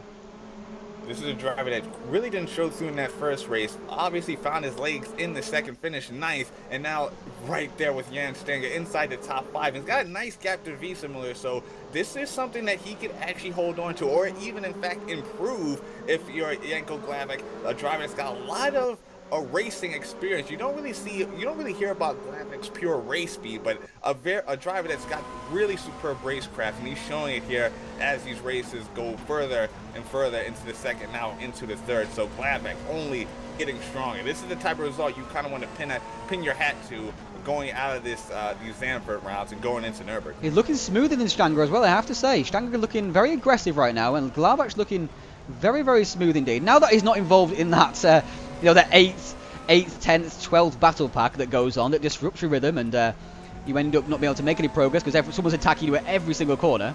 Now that he's up here with the guys that are just lapping, smoothly, he looks very, very good indeed, doesn't he, Danny? Yeah, I mean, we saw Look at this speed he's got. Yeah, we saw the pace in pre-quality. Now he's showing it here today. Maybe not the strongest Q results. I think he actually came away maybe something like 9th in that. That was beast mode. Maybe just outside the top 10 for Glavic, but just a tremendous drive here through the field. So Glavic looking really strong indeed. As now we're going on board with Eric Strana's got Pedro Amaral, who had a surprising 10th place Q spot here in that Q3 session. So far, he's got us defend from the Swede. Butcher now into this battle as well, as Chris is holding 10th. So this is pretty big names. These are storied names really in the Touring Pro Series. Amaral, Butcher, and Strana. Butcher's just gone down the inside of Eric Strana like Eric Strana wasn't there. That's 9th spot for Butcher. Strana back down to 10th. Goodness me. Yeah, certainly. That just came out of nowhere. It's just as easy as you like. It's taking candy from a baby right there. Butcher, not really known for his overtaking ability. Certainly can do that. Really not. I don't really see him overtaking Strana that often, but certainly he really did make that look easy, Ryan. So now let's see if he can now catch to the back of Pedro Amaral, who's prone, I should say, to make pretty a lot of mistakes, we'll say, with Amaral. If you can just apply pressure, so that's what Butchie's goal's got to be, to get to Amaral and just Amaral's put got that other pressure ideas. on. Amaral has other ideas. Look at who he's tracking. It's Ben Spanky. Yeah, Banky's falling off the back of Wiesemuller, was challenging the German a couple laps ago. Now under full threat from the Portuguese here for that 7th position. And yeah, this looks like it's going to be one of those battle packs. Banky down to Strana, and it's going to really pop off as now we're getting through about to the halfway point in this race, and these tires are going to start hurting in a big way. They are, and what I find interesting though is that the Wiesemuller is not exactly charging away from Banky and Amaral. It's only 8/10 ahead of Banky. Oh, by the way, we do apologise if we're pronouncing your name wrong, Banky. It's completely our fault. Maybe it's Benker Bancy, maybe it's Bencher Bancy. I'm not quite sure. Bencher Banky. I've got no idea. But right now you're Ben Spanky. So we'll just have to deal with that. Do apologise. Julian Kunze looking like he's a little bit faster than Lerner right now, and looking like he's sending a little bit of a message. Here I am, bit faster. Make a mistake, I'm through. But if Troston begins to catch us as well, let me through, mate, because I got a bit of speed. I like though what Lerner's doing. Sitting there, he challenged Kunze so strongly in the opening lap to take the lead off the rip. And to sit here and not give it back to his teammate and kind of fight him for it, this is a nice message, I believe, that Lerner's sending. A good sign of things to come, that Lerner's not going to back down from Kunze. Pretty sure he's going to be fully thinking about how to beat Julian going into Nürburgring. And if he can find a way to hold on to this race win with 10 minutes left, it's not looking too likely considering how close Kunze is, but certainly a nice result here, a nice show of form from Moritz Lerner in these final 2 races. Is it just me, Danny, or does Kunze use a lot less lock than everybody else? Look how little he turns the wheels. Can't see right. He quite seems now, to be. Look how little He he's seems turning to the be so wheels. smooth. Oh, hello. Look at that beautiful Lada, by the way, Danny. Isn't that just a beautiful machine? I not only love the car, I love the livery. That yellow and orange, how it is there. I can't complain with it whatsoever. Maybe it gets a little bit played out because it's the only Lada livery, but it's still a good-looking livery. It's certainly distinctive. And at the front of the field, it's only these two running the Lada, and we've got Sakovic and Bogdan running the Lada also as well. Sakovic is down in 19th spot. Let's look at this battle pack. Hello, Matthew, on the outside. Oh, I'm sorry, Massier. We just found you at the wrong time. Oh, no. I'm so sorry. He's still on the grass. Look, get back on. It's quicker on the black stuff. Okay, he's back on. Okay. Oh, he's lost even another position as well. Goodness me, I'm sorry, Massier. It's a horrible spot to get knocked wide like that. It is. Because you're carrying so much speed around that final corner. It's just really hard to kind of slow the car down, get back onto the asphalt, and then carry on. And clearly, that wasn't the case. Lost about 4 positions in that one. And Matthew Wheeler took that position very nicely indeed. He enjoyed that.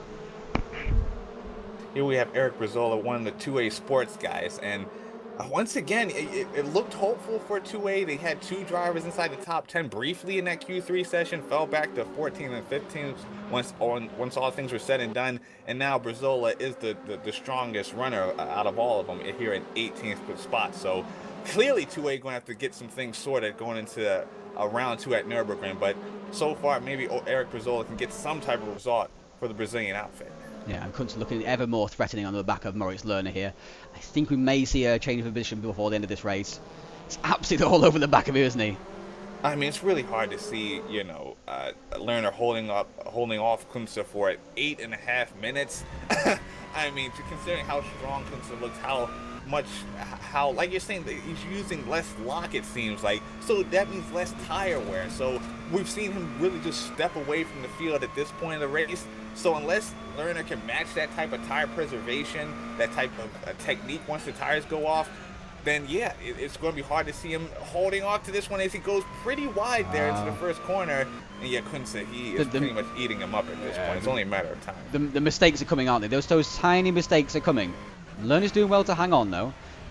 And to these tiny mistakes, look, you're just missing apexes by a foot here and there, missing the banking by here and there, and that's going to add up. You would end up turning the car more as well. You end up using more tyre, which means more mistakes, which means more temperature in your tyres, which means more pressure, which means more mistakes. It's a vicious circle. Yeah, in behind him is going to be Jan Trostrom, and he's about 2 seconds, so I don't think there's much of an onus for Kunze to rush this move. I don't really think Trostrom's going to be able to cut that gap anytime soon. So, I mean, Kunze, he can take his time with this one, but like you're saying, Ryan, it just seems inevitable at this point. So I think Kunze is just looking for the right moment to snatch this lead from his teammate, and that's going to be pretty much job done. Be really, it would really stamp his authority if he gets 3 pole positions, 3 race wins in a TPS debut. That is very rare. I don't think that's ever been done in league history or series history. So this would be I don't think the 3-3-3, the triple, the double triple, the double triple, the triple triple, the triple double, the triple double. Okay, the triple double. I don't think that's been done. Obviously, this is actually the only series we've ever had a triple header races. So, but last season it wasn't done. So this would be an absolutely stunning debut if we manage to get past. But in the background, Glavak is still all over the back of Jan Stanger. He's watched the rest of the field come screaming through. I love the sound of this game. I love the graphics. I love the cars. Well done to Sector 3 for this game, by the way. This is interesting because I really expected Wiesema to cut the gap to Glavak here in 5th, but so far, no luck whatsoever. Glavak's pace seems legit, like you were saying, Ryan. After he's away from that mid-battle pack, if you will, and he can just lap with the top guys, he seems like he's right there on that step with these dudes. So, if Glavak can just carry this forward and get a little bit better Q results, this is a driver that could potentially be Smile Power's #1. Actually, I think he has done the best of any Smile Power if he can get this 5th place result here. Chris Shepard, Mike Bell, those are his contemporaries within the team. Pedro Amaral also for a Smile Power. Him being in 8th position, but Glavak certainly looking like the best Smile driver through this first race. And it looks like maybe this is a bit of an angry battle pack because these guys are all very close indeed. You've got Mike Bell, Nikola Olympic. We've not seen Olympic. I think it's Olympic maybe. Nikola Olympic is one of the B Legends racing teams, teammates to Stevanovic also as well, and Ratko Mandic from last season. So Olympic here is holding off Bogdan, right in behind Mike Bell, but Mike Bell is also right in behind Stevanovic, the teammate to Olympic. Well, they're not teammates directly, but they are, what's the word, Danny? Organisational teammates, should we say? Right. Ooh, Mike Bell having a look. We're in this final stage of the race, 5 minutes left. Now the tires are pretty much shredded at this point. It all comes down to who's got the driving style to sustain themselves with the tires worn, as now we're picking up with Julian Kunze. Still hasn't made this move on Lerner. Again, it's not really hard pressed to do so. It's got 2 seconds to third place Trostrom, but now with 5 minutes left, the opportunities are going to be a little bit sparser now for Kunze. He's really going to have to find a way to get this one done. Obviously, he doesn't want to force the issue with his teammate leading the race at present, but clearly Kunze is the class of the field. Clearly he's faster than his teammate. He's just got to find a way to kind of make a gentleman overtake, if you will. And of course, remember as well, he doesn't have to press the issue. It's his teammate. B, he's already won 2 races. 2 race wins and a second place is nothing to be sniffed at. And Lerner's made that small mistake once again. He's just struggling with his tyres, I think. Again, Kunze's superior technique helping him later in the races, but Lerner just about positioning his car well enough to hold his teammate off right now. It's interesting that you point out Kunze's driving style, because I've talked to both Rob Wiesemiller and Alex Zander about this, and they just say what this guy and how this guy drives a GT3 car in particular. It's just, they say he can extract pace from a car in a way that other drivers just cannot. And clearly he's done something with his approach to how he drives these WTCC cars that has separated him from the pack, if you will. And I'm curious to see if anyone can make those adjustments. We saw that it's happened in TPS history in our storied V8 championships, where all of a sudden a different driving style has come into fruition, and other drivers have had to adapt to it. Otherwise, pretty much get left behind. And I'm curious to see now if people do that with Julian Kunze, if they can figure out exactly what he's doing to kind of extract this type of pace, consistency, and preservation out of that ladder. So that's going to be interesting moving forward. It is, and what Julian Kunze is doing is going very, very fast indeed. But right now, he's not been able to get past Moritz Lerner. There's 2 minutes to go. I think that means possibly, just 2 laps, I think. Because it will end before they get towards the 1 minute 40 mark here. So it's going to be just 2 laps to go. So we're on a penultimate lap right now. It's Kunze versus Lerner. Teammate versus teammates. Euronics. They're going to 1-2 right now, but what order will he finish in? I actually think Lerner's going to have this one done. It's interesting because, the gap between to Trostrom was about 2 seconds, maybe 1.8 at one point. They've extended to about 2.5, 2.3. So despite fighting with one another, they're going faster than the field, it would seem. So these guys, that not only does that show what Kunze can do, but that shows what Lerner's doing. He's really maintaining the pace while defending from his teammates. So I think he's going quick enough where he's going to deny Kunze an opportunity to claim that 3rd win this season. I don't know, Danny. I don't know. I think there's one more mistake left in Lerner. We got 1 lap to go. Really tighten up the ship, if you will. And he's just been sound. Well, let's watch from Lerner's point of view. Looking back at Kunze for the last lap of the 3rd race. Concentration is fried. People are worn out. You know what it's like, Danny, if you've been racing for this long and this intensely. You're absolutely dead. You're sweating.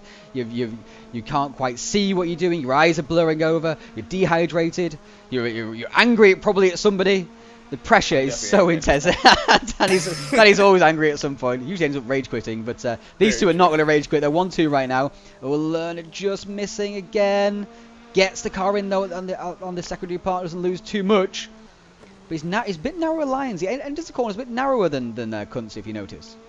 His only chance to do this, Ryan, I believe, is going into the chicane, where I guess he would just have to outbrake his teammate. Come on, I want to see teammates collide. Come on, I want to see teammates collide. Let's hit each other. Oh, come on. Let's have it. Man. I don't think you want to see that. These 2 Germans are far too sensible. It's far too German right now. Let's see, have a bit more German-British dynamic going on. Oh, Lerner is defending. And this could leave him vulnerable. There wasn't really any need to defend there. Oh, and just... That's going to be it. It's going to be it. He just held it on the apex of the exit, didn't he? Made sure that Kunze couldn't get any kind of momentum run.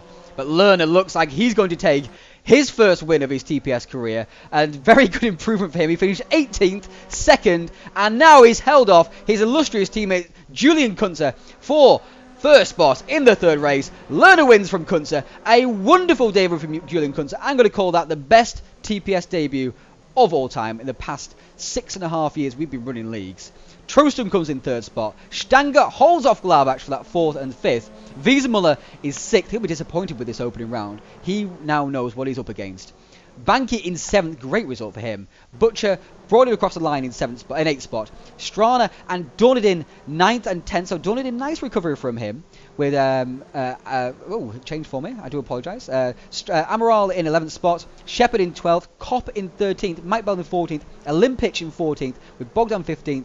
Moreau 16th, 17th Bizzola, 18th should be Matthew Wheeler, yeah, he's come across the line as well. Sean Jacobs 19th, picking up very useful points indeed. Marko Mueller, and then we've got Stefanovic, Sakovic, and then Bastos, another disappointing result for Bastos, and Pascal Herbig. We didn't see too much of him, saw him briefly in that second race. Pascal Herbig also on his TPS debut.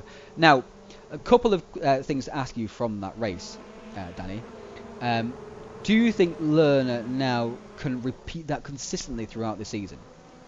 Honestly, I'm really impressed from Lerner. This is a driver I didn't expect to really show through in the first race at all.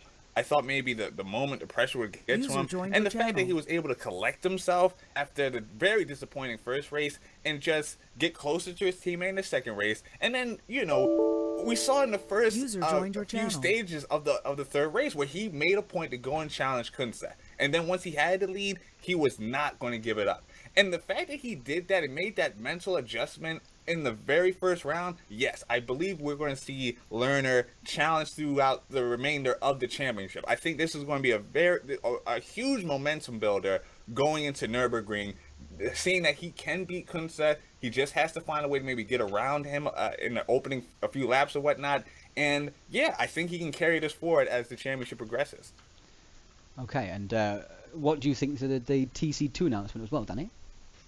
TC2 is always interesting, you know, when we get a new championship within the Touring Pro Series like this.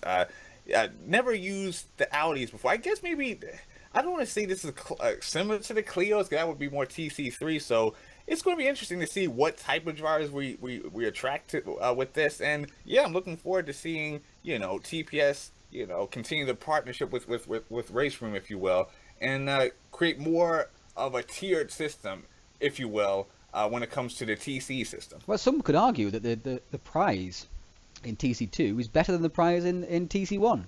Certainly not as illustrious, but the prize in TC2 is an Audi driving experience on a track in an Audi TT Cup car and an Audi R8 V10.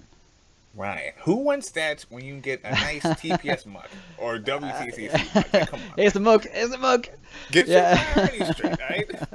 Yeah, but of course we've got trophies as well to hand out. Obviously, Julian Kunze is going to win the trophies this time around, so Julian will be receiving at least one trophy this season. They'll be given out twice in the season, once at halfway and at the end as well, in batches, just so that I don't have to send it to the same address over and over again. Kunze. Just in case you missed that announcement, guys, here is the announcement once again. We'll be back in just a minute's time. Hopefully, we'll have some TPS driver interviews.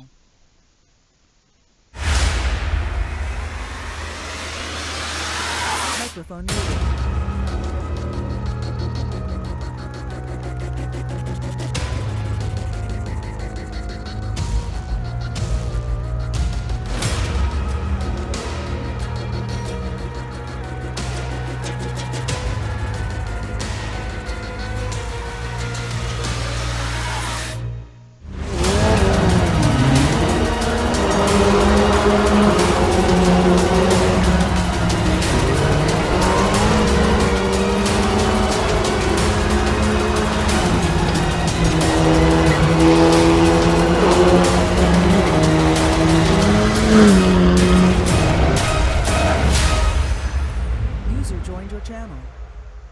Channel switched. Microphone interviews, activated. Please, guys. Channel switched. Interviews, please, guys. Channel switched. Interviews, please, guys. Okay. Channel switched. User.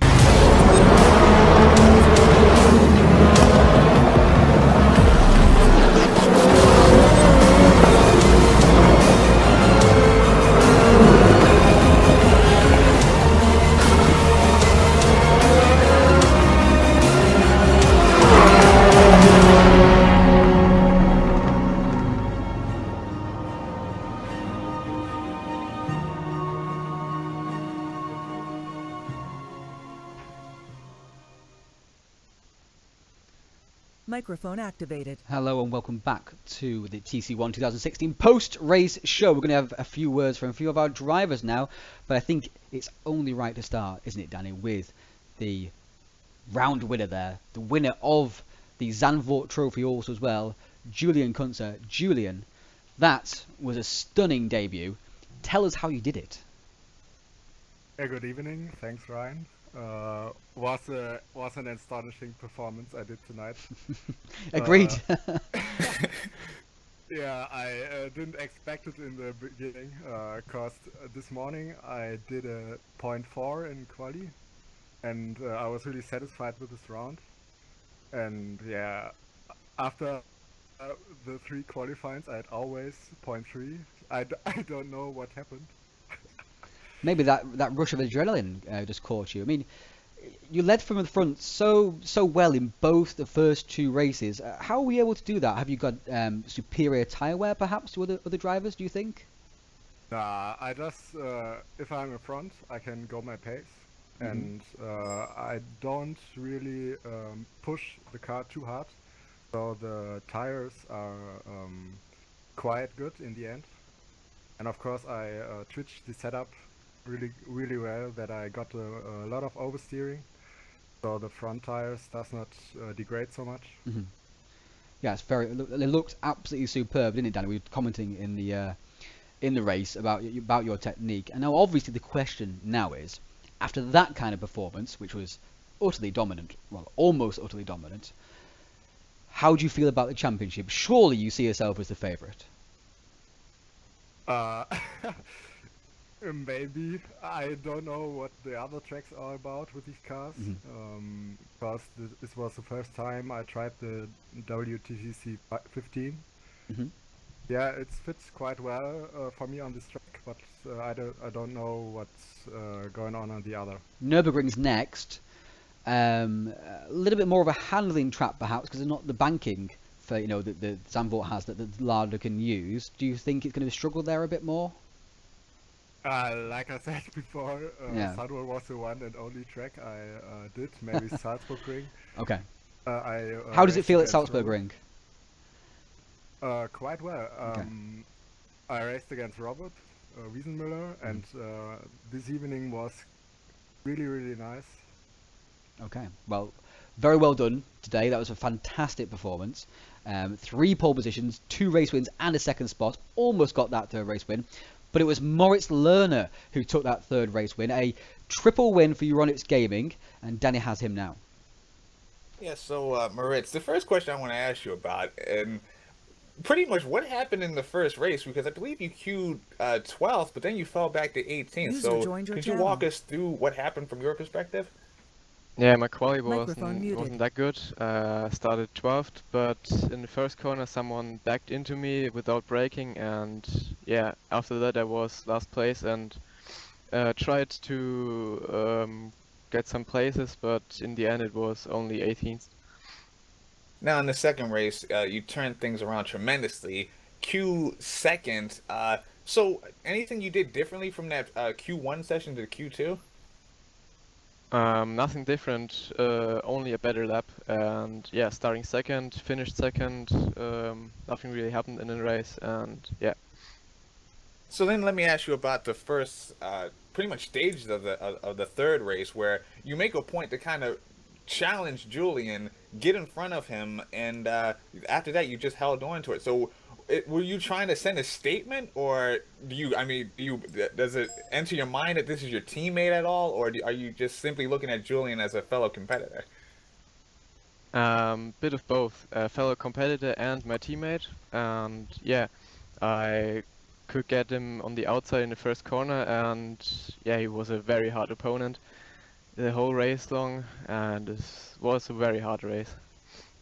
Moving forward, how confident are you that you're going to be able to challenge him in future events?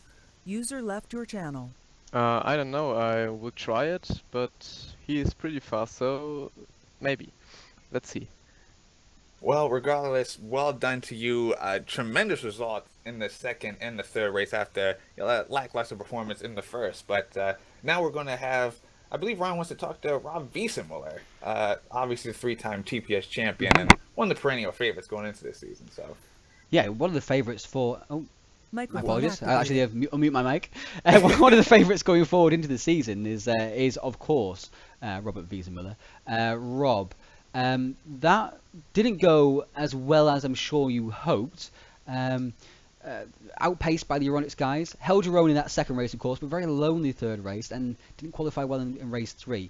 But what we're really going to talk about is what happened at the end of race 1, of course. I was leading, but I had a lot of problems with the brakes towards the end of the race, and Alexander was just a lot better on brakes, and he got me fairly in the first corner on the last lap, and I knew I just need to hurry up if I want to make a move, because that's the last lap. So I tried in the second sector in the slower right-hander, and I really microphone activated. And on the I kind of squeezed him a bit, but I got the position, and on the next corner I got a big hit from behind. So I went wide, I lost 2 positions, and then I tried to make a dive bomb in the chicane, and I know it myself, Ryan. It's not such a clever thing, and I realized it in the moment, so I open up and go into the gravel, because otherwise I just clean everyone up. Yeah. And I just realized immediately that it's not gonna work, and so I lost a few positions more in the end. And I think, well, it's just one of these races. And with Alex, we spoke shortly after the race, and it was aggressive, but from both of us, and he's a friend, so I'm not mad, and I think he's not mad about me either. What were your emotions like in that last lap, though? It looked like you were frustrated. Fuming. I was about to kill him. The well-known Robert Rage that dissipates quickly but comes on hot.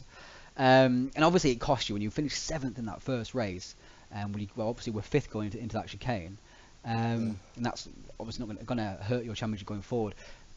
Second race did well and held that 3rd spot, but very lonely, not able to match the pace of Lerner or Kunze. I'm sure you'd be disappointed in that.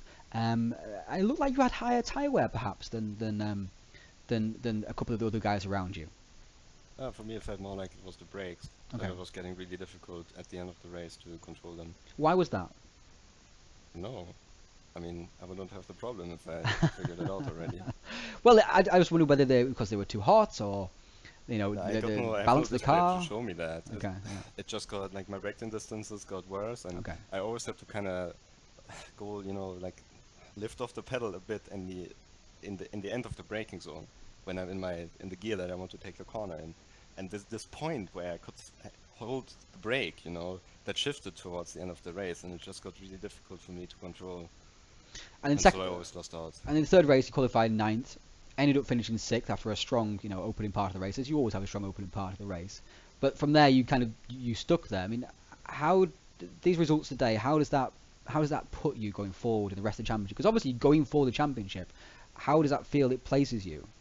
Well, like the first race, it was just, I don't read too much into the result because that was a mistake that I made, and that didn't really show my potential. The 2nd and 3rd race showed much more, and to be honest, the way it looks now is that I think I can battle with everyone except the 2 Euronics cars. They are just out of reach for me at the moment. And I mean, that's okay. I really tried hard for this race. I worked on my setup and on my pace, and I was going in well prepared for this race. And on some other races, this is even enough for a win. But here it just shows the quality of the field and the tremendous work that these guys have been putting in. It does. And well done the results, Rob, because it is a very, very hard work out there. You did get a podium out of it and save yourself a few points in that race 3 as well. I hope to see you back to even more winning ways at Nürburgring, a place where you were doing well last season until he got a disconnection. As he keeps reminding me that he was right behind me in the race that I won, and he would have beaten me. So, Danny, who have you got next? Let's actually point this towards Rob's teammate, Jan Trostrom. So, Jan, this is, of course, your TPS debut. How is it for you? Hello, everyone. Yeah, went better than expected, I have to say. Didn't expect too much before the start of the races. But races went good. I just tried to save my tires and make no mistakes. And I gained a couple of positions in the first races due to problems of the other guys, and I got more confident through the races. Yeah, I think the last race was my best one. I was full on pace. I think I wasn't that much slower than the 2 Euronics guys. Just had 2 little mistakes, and the draft was gone, and they were gone. But overall, I'm actually very happy. Yeah. Now, you of course are one of the drivers coming over, one of the highly touted German drivers coming over to the TPS, and you clearly have championship experience before, and I think that showed with kind of how you were driving. You were clearly one of the most steady drivers in the sense that you were always in control of the tires, and especially in the final, let's say 5 minutes or so, you seem to really make moves on fellow drivers, at least apply pressure. Do you feel that you're going to be able to do that all season, and do you think that's the actual advantage that you have over some of these guys? Yeah, actually, that's always been my driving style. I always try to save the tires, make no mistakes, just do consistent fast laps, and that's helped me a lot through the years. Maybe if I can keep this up, yeah. I don't know if I can catch the Iranians guys, but with the other guys, I think I'm pretty on par, yeah. Yeah, so that was the last question I was going to ask you about the Euronics drivers. Do you have any type of game plan to maybe find the pace or anything you plan to do differently now going forward into Nürburgring? I don't know really. As I said in the last race, I felt I wasn't that much slower. I just made a couple minor mistakes and lost the draft.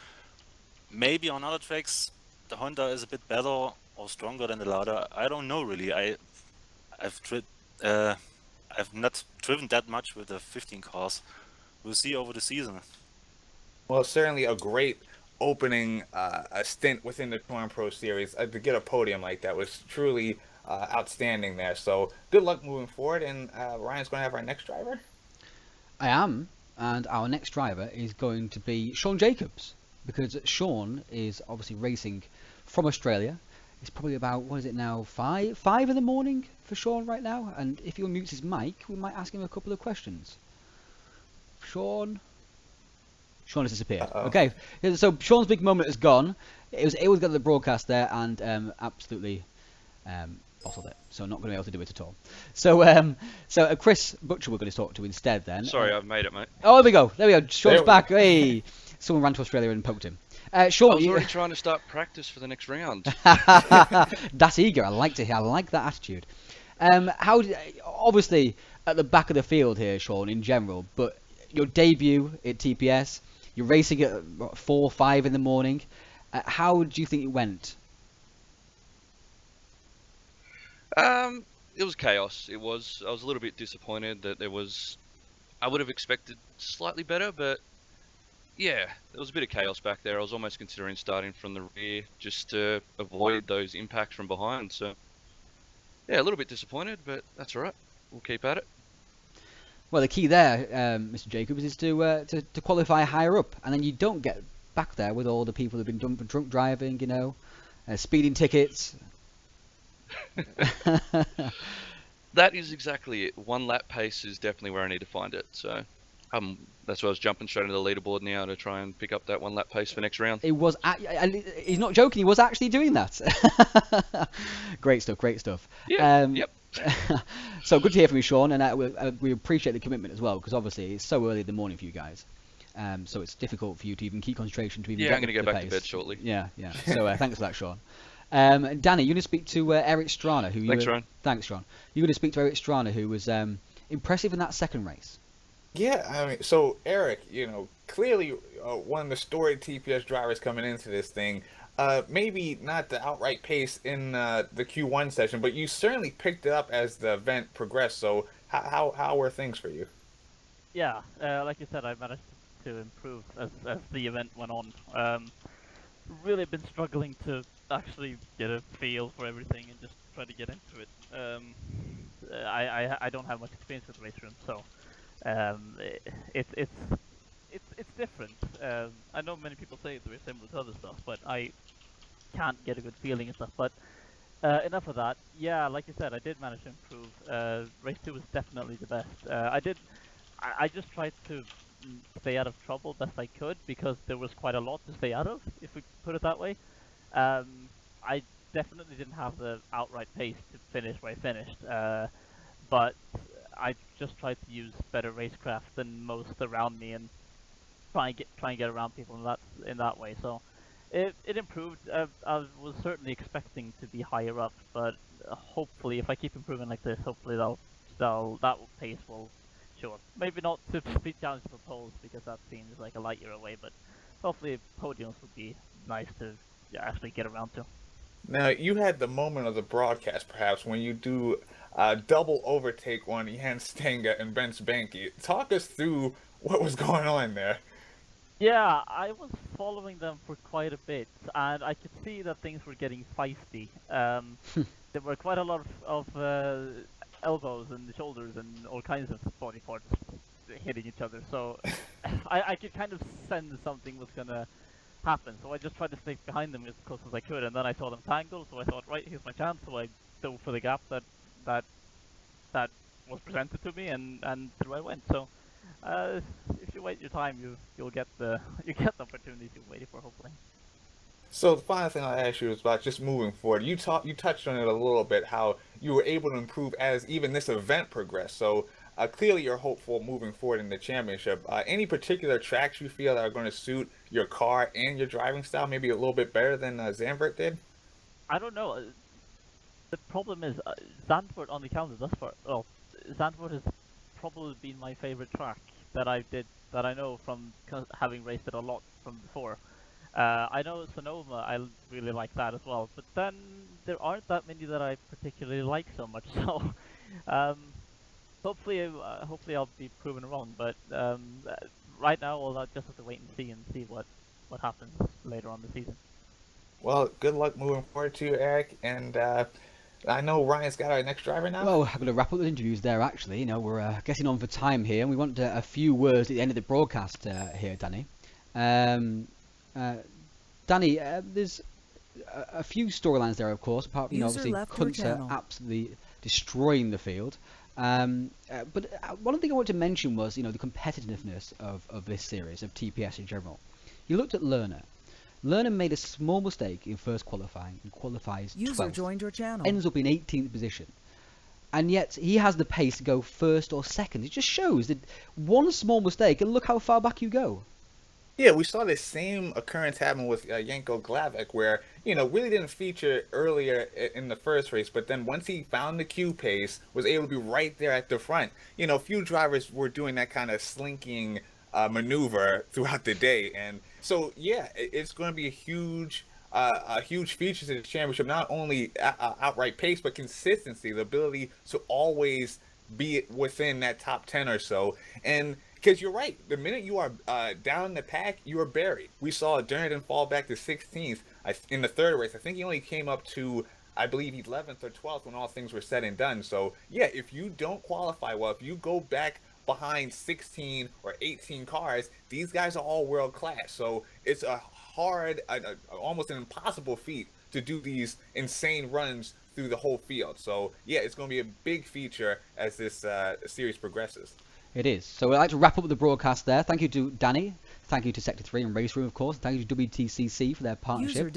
I do apologise for any particular issues we have throughout the any teething problems. We'll get them ironed out for you.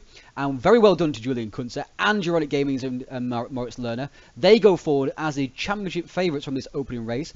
Nürburgring is in 2 weeks' time. Don't remember, TC2 has just been announced. And stay tuned for that. We're going to have highlights on YouTube for you also as well, and we'll see you back here in 2 weeks' time for Nürburgring. Over and out.